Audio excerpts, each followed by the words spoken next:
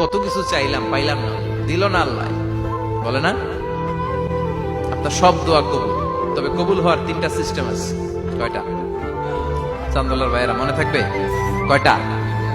আপনি যত দোয়া করছেন সব কবুল, কারণ আল্লাহর কাছে কিছু চাইলে আল্লাহ ফিরাইয়া দিতে জানে না।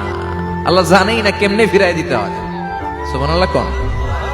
চাওয়া মাত্রই আল্লাহ বলে অ্যাকসেপ্টেড, যা কবুল, দিব দিব না এটা বলতে জানে না, চাওয়া মাত্রই বলে দিব। 3 সিস্টেম। নাম্বার 1, আপনি আল্লাহর কাছে দোয়া করলেন, চাইলেন, আল্লাহ বলে দিব, বলেই তিনি দিয়ে দেন আর আপনি খুশি হয়ে যান, পেয়ে গেলেন।